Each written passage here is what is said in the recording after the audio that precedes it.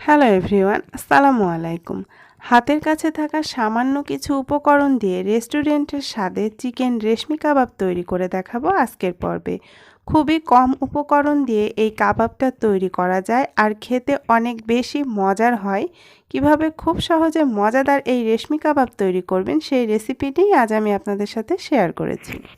রেশমি কাবাব তৈরির জন্য এখানে আমি 500 গ্রাম পরিমাণ হাড় ছাড়া মুরগির বুকের মাংস নিয়েছি। মাংসটাকে আমি আগে থেকে খুব ভালোভাবে ধুয়ে পরিষ্কার করে পানিটা ঝরিয়ে নিয়ে তারপর একটু বড় বড় করে কিউব করে কেটে নিয়েছি। এভাবে করে আমি সবগুলো মাংসই কেটে নিয়েছি। আর চেষ্টা করবেন সবগুলো মাংসের পিস একই সাইজের করে কেটে নিতে। আর অবশ্যই পানিটা খুব ভালো করে ঝরিয়ে নিতে হবে। এবারে আমি চিকেনটা ম্যারিনেট করে নেব। এজন্য আমি একটা মশলা তৈরি করে নেব। এখানে আমি একটা ব্লেন্ডারের জারে দিয়ে দিচ্ছি 1 টেবিল চামচ পরিমাণ কাঠবাদাম আর 1 টেবিল চামচ পরিমাণ কাজু বাদাম। আমি কাঠবাদামটাকে আগে থেকে পানিতে ভিজিয়ে খোসাটা ছাড়িয়ে নিয়েছি। আর অবশ্যই এখানে বাদামটা দেওয়ার চেষ্টা করবেন। এখানে আমি প্রায় 1 টেবিল চামচের মতো ধনিয়া পাতা দিয়েছি। আপনারা চাইলে এখানে পুদিনা পাতাটাও ব্যবহার করতে পারেন। ঝালের জন্য দিয়ে দিচ্ছি 5-6টার মতো কাঁচামরিচ। আপনারা যে যেমন ঝাল খেতে চান ঝালটা সেই অনুযায়ী বাড়িয়ে বা কমিয়ে দিতে পারেন। দিয়ে দিচ্ছি প্রায় 3 টেবিল চামচ পরিমাণ টক দই। টক দইটা দেওয়া হয়ে গেলে এখানে দিয়ে দিচ্ছি প্রায় 1.5 চা চামচ পরিমাণ আদা বাটা আর প্রায় 1.5 চা চামচ পরিমাণ রসুন বাটা। এখানে আমি নিয়েছি প্রায় 3 টেবিল চামচ পরিমাণ মালাই। মালাই বলতে এটা হচ্ছে দুধের সর। দুধের সরটাকে খুব ভালোভাবে ফেটিয়ে নিলেই এটা মালাই হয়ে যাবে। আপনারা এখানে এই মালাইয়ের পরিবর্তে যে হেভি ক্রিম পাওয়া যায় সেই ক্রিমটাও ব্যবহার করতে পারেন। বাজারে ডানো বা অন্য ব্র্যান্ডের হেভি ক্রিম পাওয়া যায় সেটাও এখানে দিতে পারেন। তবে সবার বাসায় তো সবসময় ক্রিম থাকে না, চাইলে এভাবে এই দুধের সরটাও দিতে পারেন। দুধের সরটা খুব ভালোভাবে ফেটিয়ে নিলেই এটা মালাই হয়ে যাবে। আর এই রেশমি কাবাব তৈরির ক্ষেত্রে চেষ্টা করবেন মালাইটা ব্যবহারের জন্য, তাহলে কাবাবটা অনেক বেশি সফট হয় আর খেতে অনেক বেশি টেস্টি হয়। মালাইটা দেওয়া হয়ে গেলে এখানে আমি দিয়ে দিয়েছি 1 চা চামচ পরিমাণ কালো গোলমরিচের গুঁড়া। আপনারা চাইলে এখানে সাদা গোলমরিচের গুঁড়াটাও ব্যবহার করতে পারেন। সাথে দিয়ে দিচ্ছি প্রায় 2 চা চামচ পরিমাণ টমেটো সস। এবারে আমি ব্লেন্ডারের ঢাকনাটা লাগিয়ে খুব ভালোভাবে এটাকে পেস্ট করে নেব। একেবারে মিহি একটা পেস্ট তৈরি করে নিতে হবে। আমি পেস্টটা তৈরি করে নিয়েছি। এবারে আমি মাংসের মধ্যে দিয়ে দিচ্ছি। এবারে আমি এর মধ্যে দিয়ে দিচ্ছি প্রায় 2 চা চামচ পরিমাণ লেবুর রস। লেবুর রসটা দিলে মাংসটা রান্নার পর অনেক বেশি সফট হবে।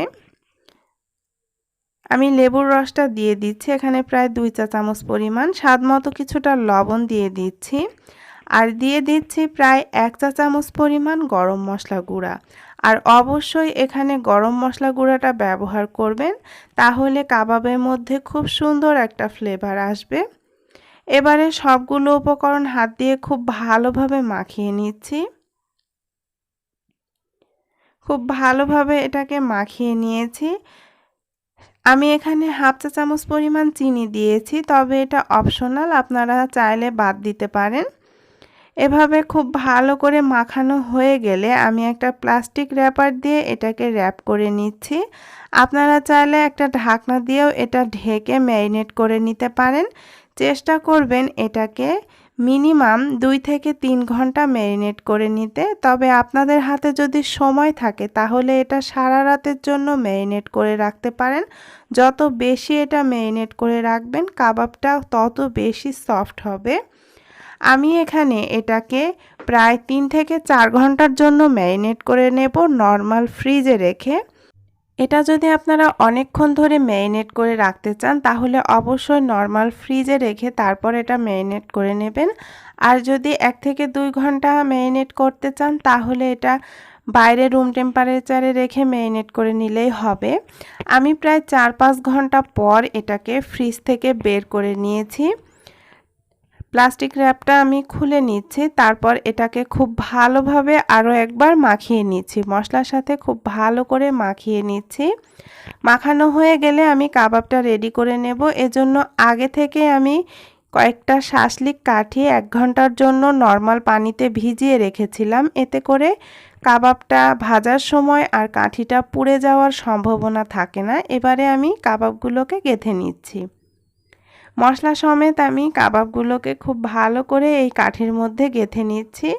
এই তো আমি একটা কাবাব এভাবে করে কাঠির মধ্যে সেট করে নিয়েছি, আর বাকি কাবাবগুলোকেও আমি একইভাবে এভাবে করে রেডি করে নেব। এই তো একে একে আমি সবগুলো কাবাবই এখানে এভাবে রেডি করে নিচ্ছি। এই তো কাবাবগুলো আমার রেডি হয়ে গিয়েছে। এবারে আমি এগুলোকে ভেজে নেব। সেজন্য চুলায় একটা প্যান বসিয়ে তাতে দিয়ে দিয়েছি 1 টেবিল চামচ পরিমাণ তেল। তেলটা গরম হয়ে আসলে আমি এর মধ্যে দিয়ে দিচ্ছি 2 চা চামচ পরিমাণ ঘি। আপনারা চাইলে এই কাবাবটা পুরোটা ঘি অথবা বাটারে ভেজে নিতে পারেন, তাহলে এই কাবাবের টেস্টটা আরও বেশি ভালো হয়, ফ্লেভারটাও অনেক বেশি ভালো আসে। আর এখানে অনেক বেশি তেল দেওয়া যাবে না, অল্প তেলে এই কাবাবটা ভেজে নিতে হবে। তেলটা গরম হয়ে এসেছে, এবারে আমি এগুলো দিয়ে দিচ্ছি। তারপর চুলার আঁচটা লো টু মিডিয়ামের মাঝামাঝি রেখে ঢাকনা দিয়ে ঢেকে এটাকে আমি 5 মিনিটের জন্য রান্না করে নেব। 5 মিনিট পর আমি ঢাকনাটা উঠিয়ে নিয়েছি। কাবাবটা থেকে বেশ খানিকটা পানি বের হয়েছে। এবারে আমি এটাকে উল্টে দিচ্ছি। উল্টে দিয়ে আবারও ঢাকনা দিয়ে ঢেকে এটাকে আমি আরও 5 মিনিটের জন্য রান্না করে নেব। ঢাকনা দিয়ে ঢেকে আমি এটাকে আরও 5 মিনিটের জন্য রান্না করে নিয়েছি। 5 মিনিট পর আমি ঢাকনাটা উঠিয়ে নিয়েছি। এবারে আমি উল্টে পাল্টে এটাকে খুব ভালোভাবে ভেজে নেব। আর এ পর্যায়ে অবশ্যই চুলার আঁচটা লো টু মিডিয়ামের মাঝামাঝি রাখবেন। আমি প্রায় আরও 7-8 মিনিটের মতো কাবাবটা ভেজে নিয়েছি। কাবাবগুলো ভাজা হয়ে গিয়েছে, খুব সুন্দর একটা কালার চলে এসেছে, দেখুন দর্শক। এবারে আমি এটাকে চুলা থেকে নামিয়ে নিচ্ছি, তারপর গরম গরম পরিবেশন করে নিচ্ছি।